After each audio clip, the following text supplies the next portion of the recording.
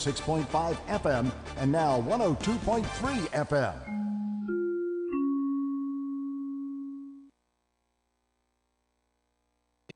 We would like to thank Podcorn for sponsoring this episode of Tech Time Radio. Explore sponsorship opportunities and start monetizing your podcast by signing up at podcorn.com/podcasters. Let me tell you about Podcorn. Podcorn is an absolute must for any podcaster starting out. Now, when we started out Tech Time Radio, we started out in a back office with a couple of mics. We expanded to a studio, and then now, as you can see, we're on the radio and have distribution into other markets. Having the ability to have Podcorn at the start of our podcast would have been a dream come true. Guess what? With Podcorn, you now have the amazing opportunity for podcasts to receive sponsorship, such as host reads, interview segments, and topical discussions. With Podcorn, there's no middleman. Podcasters of all sizes can browse and choose opportunities right on their platform, set their own rates, and collaborate with brands directly without exclusivities. You never give up the rights of your podcast in Podcorn, and they're here to support you everywhere possible. Visit podcorn.com. Again, that's podcorn.com. Podcorn is a true success for those starting their podcast dreams. Broadcasting across the nation from the East Coast to the West, keeping you up to date on technology while enjoying a little whiskey on the side, with leading-edge topics, along with special guests, to navigate technology in a segmented, stylized radio program. The information that will make you go, Pull up a seat, raise a glass with our hosts as we spend the next hour talking about technology for the common person. Welcome to Tech Time Radio with Nathan Mumm. All right, welcome to Tech Time with Nathan Mumm, the show that makes you go, Technology News of the Week, the show for the common everyday person talking about technology, broadcasting across the nation with insightful segments on subjects weeks ahead of the mainstream media. We welcome our radio audience of 35 million listeners to an hour of insightful technology with a little whiskey on the side. I'm Nathan Mumm. Welcome to our show today. We live stream during our show on 5 of the most popular platforms, including YouTube, Twitch.tv, Twitter, Facebook, and LinkedIn. We encourage you to watch us live or visit us at techtimeradio.com, or you can even tweet us during the show at hashtag TechTimeRadio, and we'll do our best to respond to your tweet on the air. I'm your host, a technologist with over 30 years of expertise working for companies like Microsoft and Vulcan Inc., and a keynote speaker on technology subjects from cybersecurity to blockchain and everything in between. My co-host, Mike Roday, is an award-winning author, originally from Arizona. He is a human behavior expert living in the Seattle area with a master's degree in forensic psychology with 20-plus years career of helping others understand human behavior so they can make better decisions in their life each and every day. Mike keeps me from geeking out while providing an insight into human behavior and how it interacts with technology. We're our two friends that come from different backgrounds but bring the best technology show possible every week for our family, friends, and fans to enjoy. Mike is remote today, and in his chair in the studio, we have Mindy. So Mindy is going to be interrupting us a little bit here and there during the show. We have a special segment that's going to be coming on that's going to be talking about Mindy, a social robot that likes to visit retirement communities and nursing homes. Mindy can speak 8 languages and loves to play music and interactive games. She can also dance and enjoy having conversations with people when supported by a staff of volunteer robot handlers. These robots are 40 inches tall, they weigh 28 pounds, and have a 10-inch Android tablet on their chest. This is from Lee St. James, the founder and president of Social Robots, and we're going to be talking about this robot in our Technology Insider segment later today on the show. So welcome, everybody. Now, let's start today's show. Now on today's show. All right, on the show today, we have Lee St. James, the founder and president of Social Robots, joining us on the show to discuss how their robots are looking to improve interaction with retirement communities and nursing homes. Why does she believe AI and robots can fill in this gap? Well, we're going to ask her that and more. And then we also have Meta, who now has released more than 4 VR headsets for 2024 coming on up. So we're going to be talking about how Meta is deciding to release not 1, not 2, not 3, but 4 different VR headsets in the next 2 years. Coca-Cola got hacked. Revel, the ransomware group, is back. And, of course, we have our fan favorite segments, letters. which is this week we're going to be talking about emails that were sent to us from listeners across the globe. In addition, we have our standard features, including This Week in Technology, Mike's mesmerizing moment with a question that I'm going to ask him today that says, can AI robots replace the companionship of humans? Mike is in his psychology. He's got a bunch of information for that. So you're going to want to make sure you listen all the way through the show for Mike's mesmerizing moment. And, of course, we have our pick of the day, whiskey tasting. So sit back, raise a glass, and welcome to Tech Time with Nathan Mumm. Now it's time to start our show with our loaded question of the week brought to you by Elderberry Boost. Get your Elderberry Boost today at elderberry-boost.com. Mike and Odie, here is your loaded question. Are you guys ready? What can you do if you don't feel good about something you see or hear? Keep your mouth shut. Keep your mouth shut. Oh, that's an old saying. I think my mom used to say that to me too all the time. Yeah, and that if you don't have anything nice to say, don't say anything at all. I think that's really good. I think that's really good. Odie, we're going to go to the question to you. What can you do if you don't feel good about something you see or hear? Tell them that I don't like it or see it or want to see it. Okay. Yeah. Be upfront with the person and just tell them what needs to be done? Yeah. All right. So people have been asking me why I haven't been answering these questions, but what can I do if I don't feel good about something you see or hear? Probably make a stance against what I hear and make sure that I can use my media social influence to hopefully change people's perspective. I guess that's what I would say. All right. Really? Well, I would say so. I think we have opinions about different stuff. We share that on the radio show. I think we share that in social media. Some of my posts that I do personally at Nathan Mumm on both Twitter and LinkedIn are probably a little bit more of my social aspects of that. Well, you do the same thing with your Twitter and postings, don't you, Mike? In a sense, we're talking about subjective reality, though. Okay. And how would you think about that? Everybody's experience is subjective. So if somebody says something that I don't like, that doesn't necessarily mean that I'm correct and I should correct them. That's correct. You know that we have become such a unique counterculture in what we have said nowadays in today's world. I remember growing up back in the olden days where you could have lots of different opinions. And you know what? If you didn't like somebody's opinion, what you said is, you know what? I don't agree with you, but let's go play ball, and you're still on my baseball team, or we're still going to have a good time. I'm just going to think you're an idiot while I'm playing with you. So, yes, we didn't. That's all right. There you go. All right. Well, of course, we are going to be doing our whiskey tastings. During the show, we have our pick of the day, which gets either 0, 1, or 2 thumbs up at the end of the show. You'll want to make sure you listen all the way through to pick up a few interesting facts on our Mark's Mumbles that will make you go, and the whiskey facts of the day. Now, it's time. Is the robot going to drink with us? Was that? Is the robot going to drink? I don't think the robot's going to drink with us, but I think the robot's going to interrupt us a bunch during the show. And so that's okay. So, Mindy's got a little bit of a mind of her own, so she'll just talk to us and listen to what we got going on until we have the interview coming on up. But now it's time for the latest headlines in the world of technology. What's happening in the world of technology? This is our top stories in the first 5 minutes. All right, story number 1. Meta to release 4 more VR headsets by 2024. This is crazy, including a laptop for your face.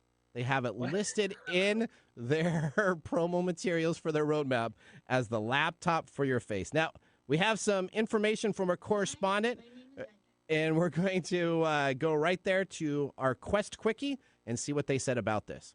There are going to be 4 new headsets coming from Meta. In the article, a roadmap from Meta was shown to feature a release for 4 different VR headsets in the next 2 years. So basically, Meta wants to release a high-end headset, then a lower-cost HMD the following year, aka the back-in-the-day Apple approach to the S phone models. According to 2 people in the know, the Cambria is expected to cost around $800, while a Meta spokesperson said the price could be much higher. Project Cambria, known inside Meta as Arcada, has been alluded to by the employees of Reality Labs as the laptop for the face, or a Chromebook for the face.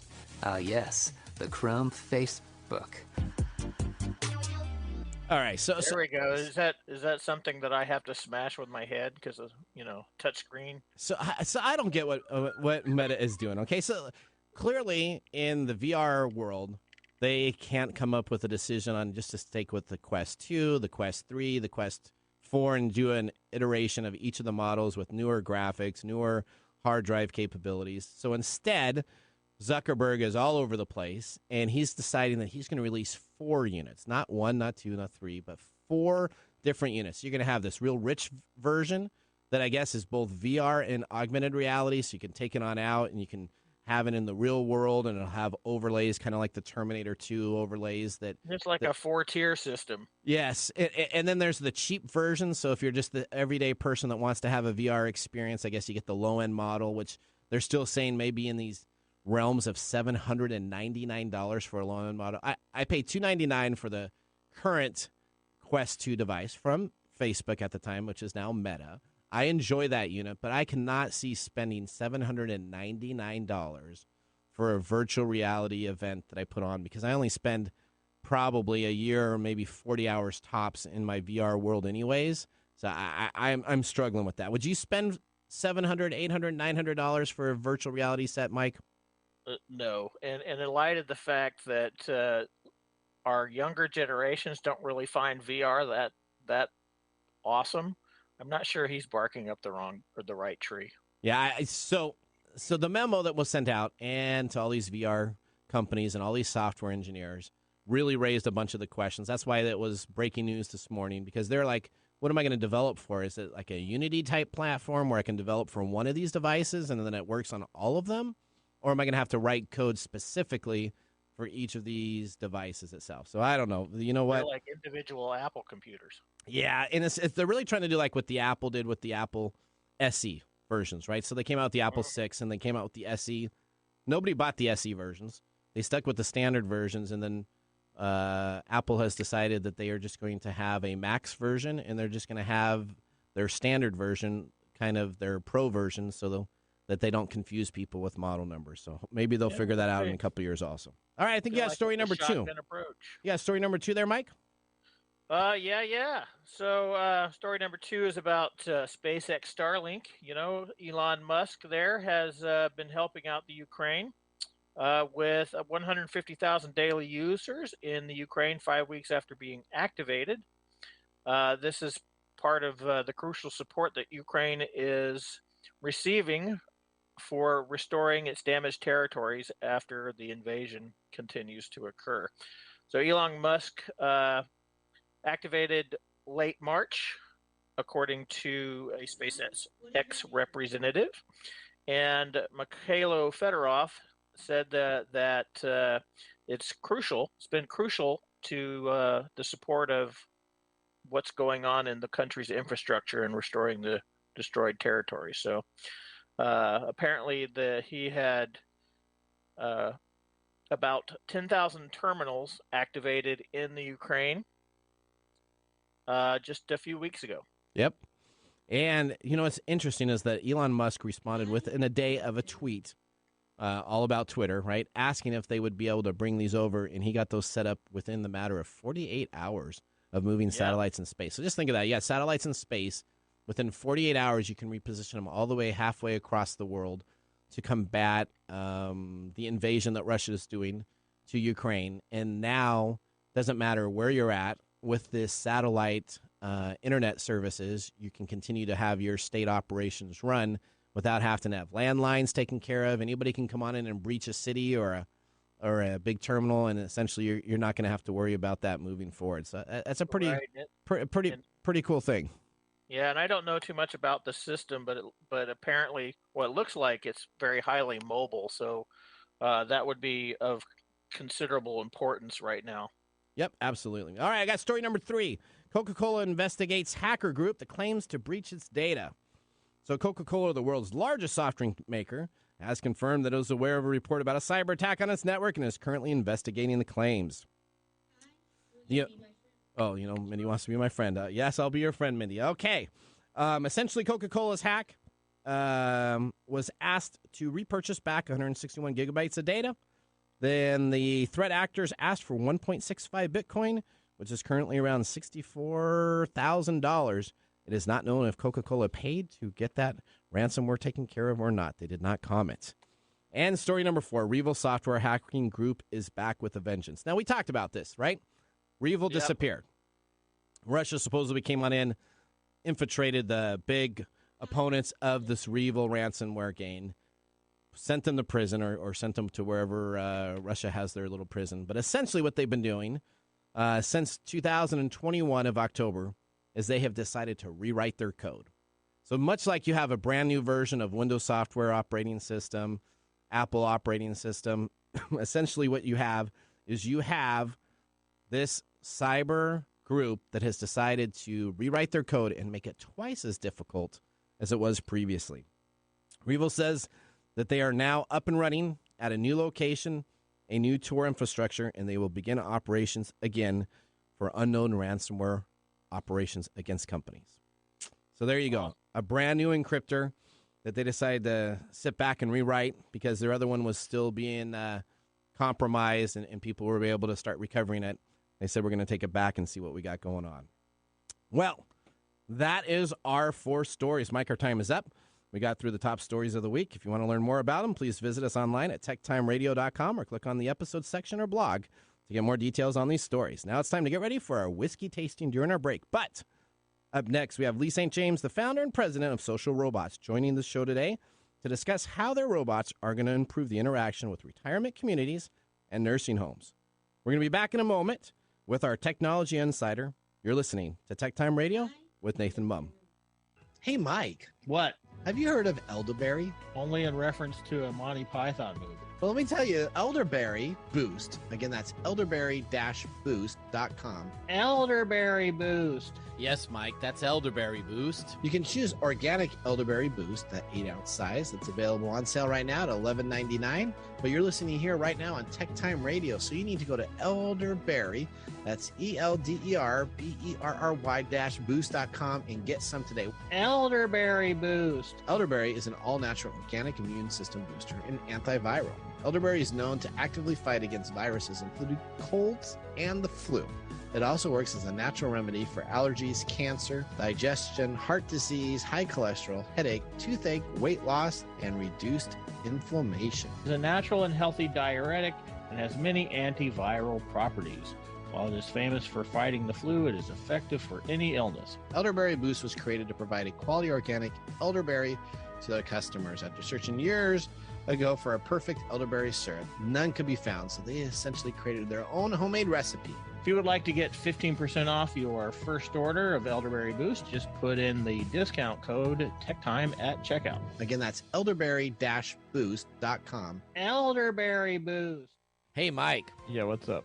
Are you ready to launch your new career in coding? Treehouse has one of the best and most affordable online classrooms for you. At Treehouse, we've rethought the learning process and built a proven system to get you the skills and knowledge you need to achieve your goals. When you're done with the course, you haven't just watched a video, you've learned, practiced, and absorbed the key concepts. Choose to build a portfolio, create a network, and land your dream job with the boot camp style tech degree program. Land a dev job this year. Treehouse, teamtreehouse.com. Learn to code, design, and more, all on your own time. Enroll today. Classes range anywhere from 2 months to 9 months for completion. Whatever your goal is, we'll get you there. Start your 7-day free trial today by visiting teamtreehouse.com. Again, that's team, T-E-A-M, treehouse, Treehouse.com. And make sure to tell them Nathan sent you.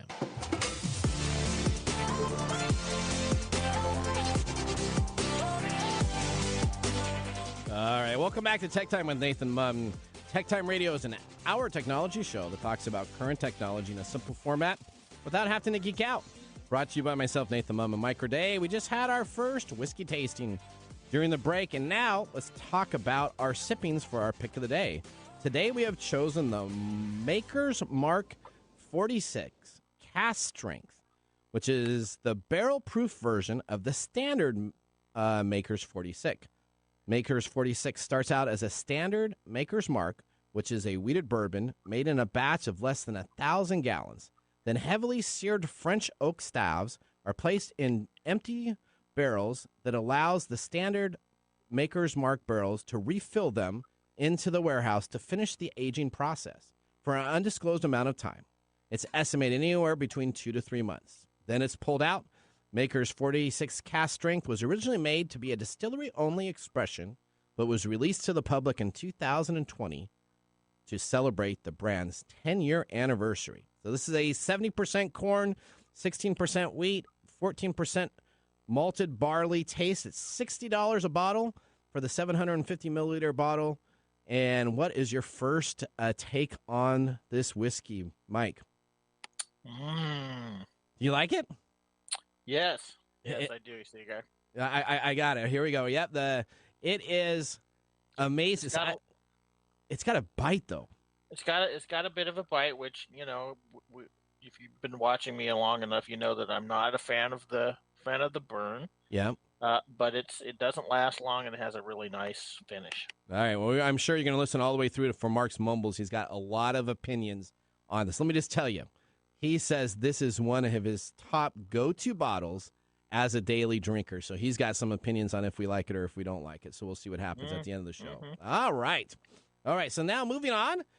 We're going to get ready to have our guest on the show today. This is Lee St. James, the founder and president of Social Robots. As a tech-savvy consultant and entrepreneur with 25 years of business experience, she founded Social Robots in 2019 after seeing firsthand the impact of social isolation on her father and the reality of chronic staff shortages in nursing homes.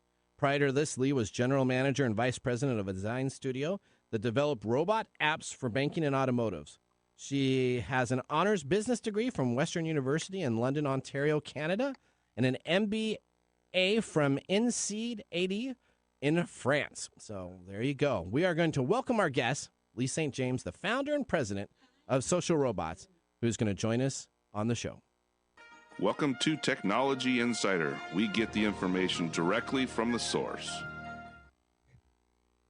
All right, Lee, welcome to the show. Tell us a little bit about yourself and the company's Social Robots. Well, thank you so much for having me today, and Mindy, who's here beside me as well. I have another version here. All right, so I got a version here, and I got a kind of, I think, out-of-the-box version.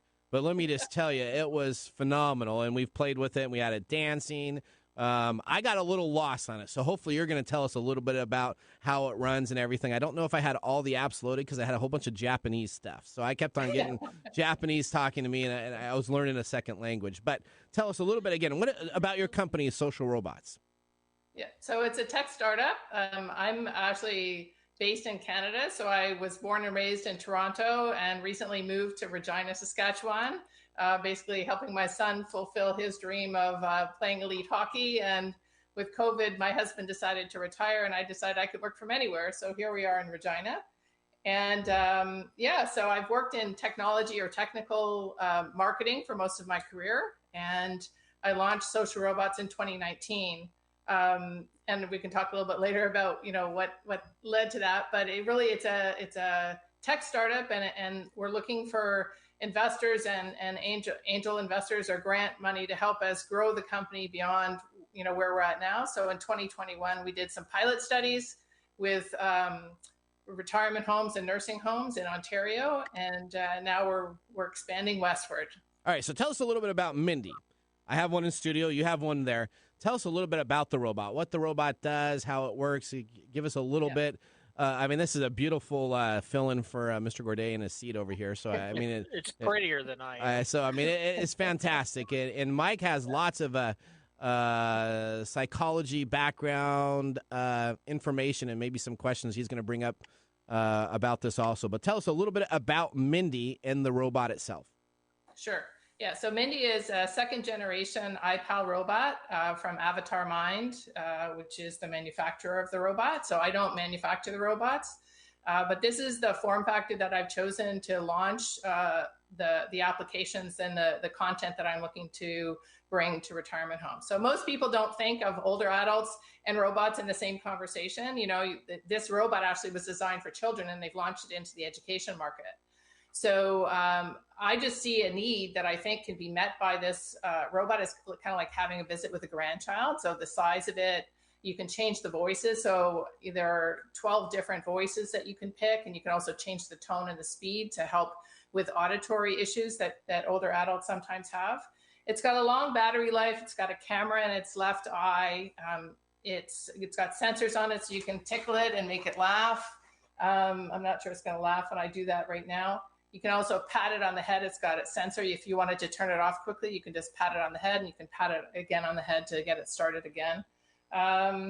So yeah. Now the camera tracks you a little bit, right? So I had this at home, and we set it up, and so my wife would talk and to the left, and all of a sudden then the robot would look at her, and then I would talk, and then the robot would look back at me. So it's got some auditory aspects with the camera of where it tracks. Is that correct?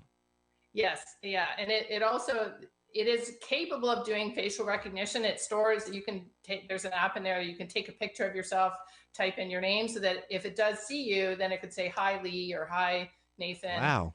But that's not the primary function. It's capable of doing that. The camera allows you to take pictures and video. So that's the one of the applications that I was initially testing the robots for, which is to be able to do asynchronous visits between seniors and family members. So family members could upload video or pictures to a private portal, download them to the robot, then a robot helper, staff person, or volunteer in the residence could take, a picture and then again upload it, and the families could feel like they've had a visit without the stress of having to do the live, video calls that have happened since COVID. And it uses the Android application as its backbone. So essentially, if I have a Zoom meeting and I wanted to load it up on the Android application, you're telling me that I could have the camera kind of look at me, and then I could have the display of the person I'm talking to on the actual tablet portion. Is that what you're saying? Yes. Wow. Okay. That'd be kind of cool to do for a couple Zoom meetings. I'll start bringing that in there and having it follow me. And it's great. Okay, so my next question. How are robots like this leveraging social aspects to help people be more connected with each other? Besides the Zoom idea that I just talked about, how else does this interact so that we can create that one-on-one personal kind of bonding process that you've talked about in nursing homes and other locations for elderly?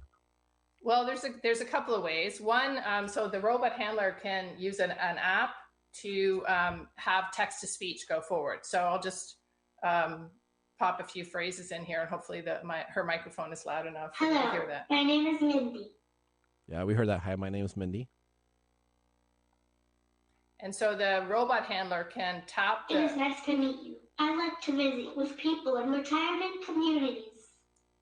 So because this robot is like the size of a grandchild, it's got a plastic head, it's got the little speakers in its ears, it has arms with articulated elbows, and I'll do some movements while I'm talking so you can see that the robot can move its hands and so forth, and it can also move around. So using the tablet, you can have it, the robot turn around, and you can have it move forward and backward. It has sensors in it so it won't bump into people or walls. But what that allows is for people, it's not that they, I don't know, it's kind of a big word, anthropomorphize, but they have an emotional response to interacting with the robot that people don't have the same experience with a tablet or a smartphone, right? So in many ways, the robot can do things that that you can do on a tablet because it has a tablet on its chest, but it's more enriched and more engaging than that.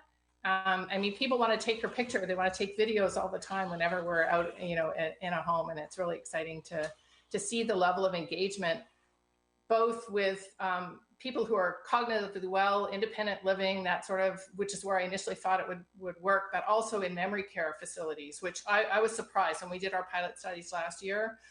It was extraordinary, the depth that it could bring people out of their whatever state they're in terms of their level of dementia. But they were able to bring some of those, music is a big part of it. I guess that's another thing, is music is one of the key activities that Mindy engages with. She does have little facial expressions. You probably can't see them too well here because they light up. There's little lights with a smile, and they can it's really nice. And then movement. So there's a bit of a humanoid component to it, but it's really important to me that it's not creepy, like it's not too human-like, because I want them to realize that it's separate. And so really the idea is how I think it can really help with social engagement is for people to talk to each other about it and with the robot. So doing interactive games or some of the music sing-alongs, audio books, things like that, to be able to have Mindy come either in, small group settings or for one-to-one visits for people who don't want to come out of their suite or their room. And sort of then the staff person can use that as an opportunity to sort of encourage them. Oh, you've met Mindy already? Well, Mindy's going to be doing card games, in the common room. Why don't you come out and join us? So that type of thing is to help staff find ways to reach, that 15 to 20%. Well, that was the stat before COVID. It's probably more like 40% now of residents who are truly, lonely, depressed, bored, and just really want something else in their lives. All right, so let's talk about it. What made you decide to get into creating social robots, right? So there has to be some type of trigger or something that says, you know what, this is a market that needed to be taken care of. I did my research. I took it in there. What actually made you go down this journey to get where you are at today? Yeah, well, like most entrepreneurs, I do have a personal story that I guess prompted the change in my career. So at the time that I was working at the design studio and we were designing robot apps for banking and automotive, and it was all very exciting and futuristic and just hiring all kinds of young guns and doing all these, great events. My father started to show signs of dementia, a form of dementia called Lewy body, where he would, just leave my parents' house at 2 a.m. and disappear. And so my mom lost a lot of sleep. She got really sick. She ended up being hospitalized because she was so stressed about what was happening with him. And I would get these calls on my way to work in the morning from my sister saying, Dad left at 4 a.m. We don't know where he is. And so these, stresses just kind of build up as part of the sandwich generation, which I'm sure many of your audience are part of. Your parents, they want to live independently as long as they can, but if they're lucky enough to live long enough, at some point they are going to need assisted living. And I just kept thinking on my way into work every day, robots should be able to help. Robots should be able to help. And so I did a lot of research. I was really hoping somebody else would figure this out so that I could just continue with my career path and just, have this solution for my parents. But, it turns out that nobody's really taking this type of approach to the technology. And I took a sabbatical in the summer of 2019. My father was declining rapidly. I saw firsthand the impact of social isolation on him. In his case, it was self-imposed. He didn't want to leave his room. And it was tragic. And I just said, I could, just kind of move on. But, when he passed away in October of 2019, it was kind of a moment where I took a pause and I said, I need to do this. And my husband's very supportive and just said, okay, well, take a couple of years, but, don't take too long before, earning an income again. So I've bootstrapped the business so far and really looking for ways to help other older adults. I know with baby boomers retiring, I think with the mass resignation, they're going to be there in, 5-10 years, maybe, if they're lucky enough to live that long. And I'm going to be there soon too. So I want robots to be really optimized by the time I get there. All right.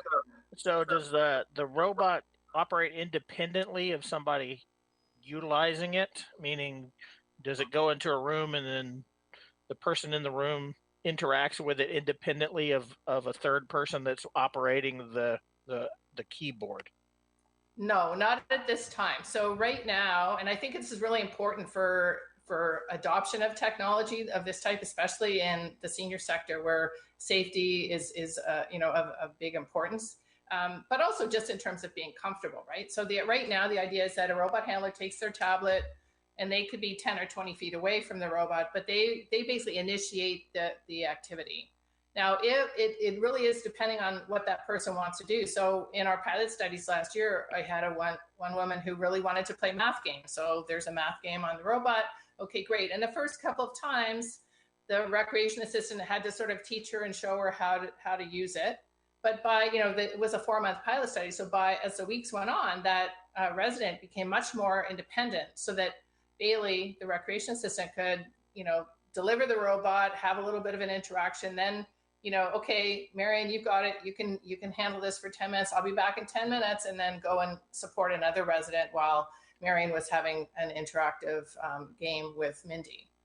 So I do see the independence evolving over time, but right now where it's at is that, it needs to be managed, but it can, augment staff, but it doesn't replace staff at all. Never will, and that's not my vision at all.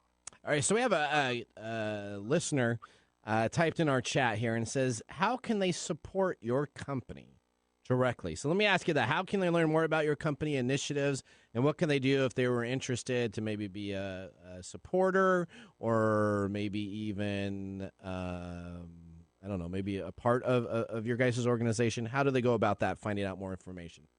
Wonderful. Well, our website is socialrobots.ca, and that's robots with an S. And we're also on Facebook. It's social.robots, LinkedIn, Twitter, and Instagram. You can sort of, it's either social.robots or social_robots, depending on the platform. And my email is lee, at socialrobots.ca, and I'd be delighted to hear from your listeners and anything that they can do to help. I think one of the areas that we're looking at in terms of fundraising is for not-for-profit facilities to organize fundraisers for them to buy the hardware, to buy the capital, and then, to be able to include the maintenance agreement and content updates on their sort of annual recreation budget and things like that. So Perfect. Finding ways to get, my vision is to have a social robot in every retirement home and nursing home in North America within 10 years. That sounds great. That sounds fantastic. You know what, Lee? Thank you so much for joining the show. You can find out more information. We'll share this out again on our social media shares as we do each of our episode broadcasts. We thank you so much for joining our show. Thank you very much for having us. All right, great. Now we're going to take a look and take a break. As we come back, we're going to be taking a look at This Week in Technology. So why don't you sit back, relax, and enjoy a little whiskey on the side. We'll see you after the break. Hello, my name is Arthur, and my life's work is connecting people with coffee. Story Coffee is a small batch specialty coffee company that uses technology to connect people to each product resource, which allows farmers to unlock their economic freedom. Try our Medium Roast Founder Series coffee, which is an exotic bourbon variety that is smooth, fresh, and elegant at storycoffee.com. That's STORI coffee.com. Today you can get your first bag free when you subscribe at storycoffee.com with code TECHTIME. That's STORI coffee.com. And now, let's look back at this week in technology. All right, May 2nd, 1983, Microsoft's original mouse. Microsoft introduces the Microsoft Mouse for IBM and IBM-compatible PCs. The mouse featured 2 buttons and is available by itself or bundled with the new Microsoft Word software program, which Microsoft released later in September of that year. Microsoft will manufacture nearly 100,000 units of this device, but will only sell about 5,000 before they introduce a second, more popular version of the device in 1985. This was the first software company to bundle hardware and software in the same packaging. Along with that, Microsoft Word was also the first word processing software to make extensive use of a computer mouse. A demo of Microsoft Word was also introduced as a first, included in the copy of PC World magazine, marking the first time a floppy disk was ever inserted into a magazine for people to get for free. So there's a lot of free items that they threw in, and a lot of firsts here on that This Week in Technology. Mike, do you remember using your first mouse? What was your inception to that? Well, it's funny because it looked like an interactive Duplo Lego block. It did. It was really big. It had some green buttons on it. Big square thing. Yeah. All right. It's amazing. So do you realize floppy disks, and then that transferred into a later time when CDs used to be mailed, right? Everybody has their American Online CDs that were in the mail, and they used to input CDs in the magazine. So Microsoft, with the mouse, decided to bundle it both with software and hardware, and decided to do a bunch of new items, which in today's world now we would consider standard in any purchasing process. All right, well, that was our This Week in Technology. If you ever wanted to watch some Tech Time history with over 2 years of video, you can visit techtimeradio.com to watch all of our older shows or sign up for our newsletter and subscribe to the best technical information and be part of our private Tech Timers Facebook group. Talk with us all the time. Join the Tech Timers Facebook group, and we'll answer your questions. We're going to take a commercial break. When we return, you know what? Before we take that commercial break, guess what I have here in my hands here, Mr. Gourdet? Let me show you if you see this. You see this? This is our newsletter. You I see paper. Oh, you see paper? Well, this is our newsletter that Mr. Gourdet spent a bunch of time doing. Now, we can only give you the subscription to the newsletter if you go up and sign up online at techtimeradio.com, click on the newsletter, and type in your email address. We don't send any spam out. So if you want to get inside information, our stories this month are, should the government offer a bounty to capture hackers? And are we destined to doom ourselves with technology? Make sure you sign up for that. All right, we're going to take a commercial break. When we come on back, we got one of our favorite segments. It's called Letters. See you after this. Hey, Mike, did you know that Unidragon puzzles are a great relaxation? Yes, I did. The 21st century widespread digitalization pushes people to have gadget-free rest. In this case, puzzles become a convenient and actual way of having rest. Yeah, they're a great way to relax. They give your brain a reboot. Is make sure that you visit unidragon.com with the discount code for 10% off with the code TIME10. That's TIME, the number 10, for all of our Tech Time fans across the nation. Do you know that puzzles are relatively simple tools that solve a complex range of problems? In game form, we learn useful analytical and communicative skills that will find the application in work, study, and other spheres of life. Yeah, they are great forms of relaxation and revitalization. Do you know that Unidragon's collections now have dinosaurs? Oh, that's one of my favorite things. You got to make sure you keep the promo code. It's TIME10 because all of our audience across the nation can use TIME10 to receive a 10% discount at Unidragon. That's unidragon.com. Don't be fooled by other imitation puzzle makers.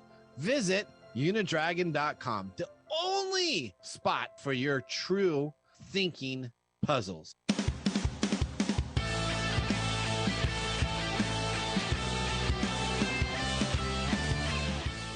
All right, welcome back to Tech Time with Nathan Mumm. I'm your host and technology expert, Nathan Mumm.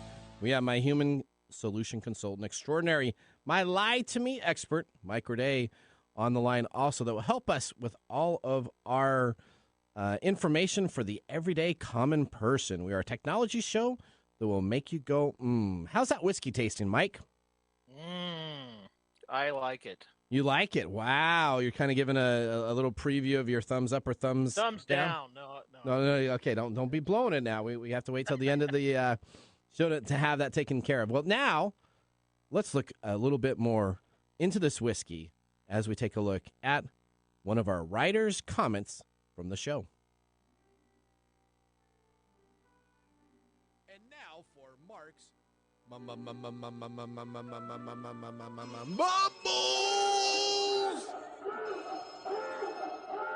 All right, on Mark's brought to us by Story Coffee. Visit storycoffee.com. I got almost a little too excited there. Here we go. The flavor of Maker's Mark stood out from the crowd, so co-founder Margie Samuels wanted to ensure that the bottle did the same on store shelves. It's said that Margie is the reason most folks buy their first bottle of Maker's Mark, and Bill Samuels is the reason they buy their second. The shape of the bottle, look, and the label, and the signature red wax topper makes the name stand out by itself, all thanks to Margie. The Kentucky Bourbon Hall of Famer, the first woman involved with a distillery to be inducted into the Hall of Fame for Kentucky Bourbon Hall of Fame. Did you know that a Kentucky Bourbon Hall of Fame existed? I did not. Well, Mark Mumbles does, so he knew that. Okay. The hand-dipped the first bottles in her kitchen using a home fryer to melt the wax. While every sip of the Maker's tastes just like it did before, no two bottles are exactly alike. Those red tendrils give each bottle its unique face and unique look as they're each covered to open up a special bottle. So it's not manufactured through a particular way. Each of the Maker's Mark's wax is individually done. Think about that. Okay. Now, here's what Mark says. I do not care what Nathan and Mike think. This is my top go-to bottle for a daily drinker. If the proof is too much for them, they can add water, ice, or purchase the standard Maker's Mark 46 at 94 proof. But for me and a whiskey connoisseur, this is my bottle. There you go. That's Mark's Mumbles. All right. We know what to buy him for Christmas. That's right. And we better make sure we put thumbs up. Otherwise, we're going to have a huge debate on our upcoming show on Monday night before we do our shows themselves. All right. All right. Whatever. Okay. Now, Mike, let's get on to our informative emails that I have received during the week. This includes scam, phishing emails, and all-out mistruths disguised as legitimate emails in the segment we call Letters. Letters. We get letters. Back and back of letters. Oh, letters. We get letters. And the letters all have songs. All right, I'm going to start out first, Mike, and then you can go next. I got one here from a listener. All right? It said a listener sent this in from the audience, sent it on Sunday, May 1st, 2022. Please update your payment details. Now, this was supposedly from Wix.com. And this user actually has a Wix.com website. So they were a little confused at first because they thought maybe there was something wrong with their payment details. Further information and details, when you look at the email, it is info@thequestos.co.uk. So they had some concerns that this might not be a legitimate email. It says, Wix has temporarily disabled and suspended your account. We give you choice to save service. So probably the grammar there was the next tall tale sign that this is not going to be a legitimate email. You may get email again if you don't update payment details. And there's a big button that says renew now. Please do not reply to this email. Email sent to this address will not be answered. Did you click the button? I did. And okay. So when I clicked on the button. Should we give out the warning? Okay, so these are things you should not do, right? Don't do what Nathan does. Nathan has tons of these. Nathan does things that nobody should do. That's right. One of them is clicking links in emails. So what happened is this Wix site immediately then gets sent to a payment site where all it does is it asks for your credit card. It doesn't ask you to log into Wix. It essentially asks you for your credit card information, your security information on just a pop-up window that you're supposed to hit enter into. And when you do, so let's say you put in the incorrect code, then when it comes back and it says that this is incorrect, you can then type it in again and you hit enter and it says this is incorrect. So all they're doing is trying to fish through and see if you will type in a credit card with verification numbers that would then open up your credit card to a database that would be available for sale, and someone could try to forge a credit card purchase on your behalf. So thank you, listener, for sending that to us. Thank you for not clicking on the link, so I had the opportunity to click on the link for you. All right. I think you have the next email there, Mike. Yeah, interestingly enough, it's called Wix Site Redesign. Oh, wow. So they're just hitting Wix all over everywhere right now, huh? I guess so. I wonder what the deal is with Wix. Anyway, this is to you, which is fun because I actually have the real email this time. Okay. To you from Michael McCready. Oh. Michael at mike-mccready.com. Okay. Subject Wix Site Redesign. Hi, Nathan. My name is Mike McCready. He's got his link to his website there, mikemccready.com. And Wix asked me to get in touch with you about your request for help redesigning your website. Is it for eeservices.com? I am familiar with recruiting business models and am an experienced site designer known for crafting sites that reflect the owner style with exceptional design, a user-friendly interface, and seamless transaction.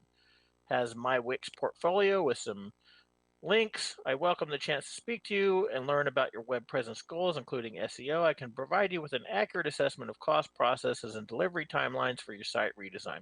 Now, this, to me, kind of looks like a standard marketing. So it is a marketing employee, right? So, but here's the thing. So this is a legitimate business. I looked up the guy. He is absolutely trying to get redesigned for the website. But the way he went about it was all wrong. So he knows I have a website on Wix. It says that it's a Wix website. So not that that's even a new aspect or not. But the key signs that I would not work with this individual are, it said that Wix contacted him directly. Have you ever heard of a website reaching out to an individual and asking them to work for your website design? Well, that was the first thing that stuck out to me. But if this is a legitimate one, yeah. Yeah, and then he says, "Are you asking about your website?" So first off, if Wix reached out to him, he should know what my website is on Wix, right? Which would be ease-services.com, which is out there. But what the triggers are that this may be a scam at a later time. He does have a legitimate business. I looked him up. But I would never do business with someone that said that they were contacted by a company when I'm sure the company did not contact them. And second of all, they would need to know about the website that was going to need to be altered before they just put it out there. Is it about this site itself? So both of those are telltale signs that this guy may be hunting and searching for business, but he did not follow the proper processes and did not necessarily tell the truth on how he reached out to me. Okay, so, all right, so that makes sense. All right, I have another one, and then you do one, and then we're going to have to move on to your Mike's mesmerizing moment. So I have one right here. It says, "Thank you, CVS." All right, congratulations, Nathan Mumm. Final notice, Monday, May 2nd, 2022. Your monthly package is delivered. Please click on here as we have a problem sending it to the right location.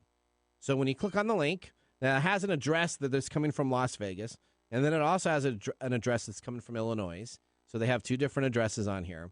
When you click on the package delivery, what it does is it asks you to confirm your name, your address, and information of where you live so they can add that into a database to have it updated to sell to other people that are asking for information. All right, you're up next. Okay, this is from Cindy Carmen. Apply. This is interesting. Apply plus Cindy, sandhconsultants.com at cccsin.com. So that's a really funny email. Okay. It's regarding a DocuSign application from S&H Consultants. Hello. Did you get the DocuSign application from Cindy Carmen? You can, which it doesn't have a question mark there. It's just a statement. Okay. You can get approved for a line of credit up to $250,000 and term loans for up to $500,000 with weekly or monthly payments and terms for up to 24 months. Wow. Same day funding. That's quite a bit. That If is. you're interested, please fill out the application and send me your February, March, April bank statements so we can process. Also attached is a short video testimonial below. I'm not going to open the video. Did you click on any of these links? I did not click on any of those. I did not. So I just laughed at it that they wanted me to send all my bank information over so that I could get a $500,000 or $250,000 loan just right off the bat. So I just found that very simple and very easy to understand that would have been a scam from the get-go. Yeah, well, I'm kind of, I think the first thing that would apply here is the interesting email address that doesn't make any sense, but that's just me. All right, Mike, now we need to go on to your mesmerizing moment because I asked you a question earlier in the show, so let's move right into that segment. This is Mike's mesmerizing moment, presented by Story Coffee. Visit storycoffee.com. What was your question? My question is, can robots replace humans for interaction? Well, that's a complicated question. We have obviously a lot of thing in the entertainment area where we say yes, but the problem is one of the things that she mentioned was anthropomorphizing, which is something that humans do to other things, and that can create a false relationship that can be beneficial, but can also be non-beneficial. So we have to keep careful watch over that. Can a robot replace a human? I don't think so, because humans have very different ways of interacting that robots cannot do, and they would have to be programmed to do so.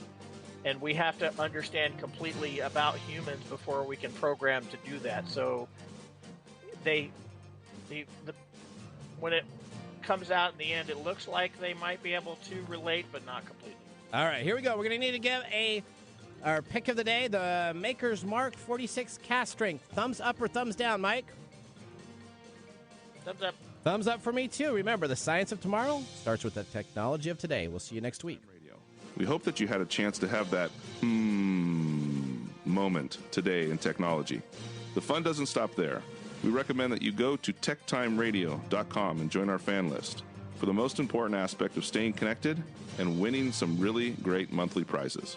We also have a few other ways to stay connected, including subscribing to our podcast on any podcast service, from Apple to Google and everything in between. We're also on YouTube, so check us out on youtube.com/techtimeradio, all one word. We hope you enjoyed the show as much as we did making it for you. From all of us at Tech Time Radio, remember, Mumm's the word. Have a safe and fantastic week. KCAA.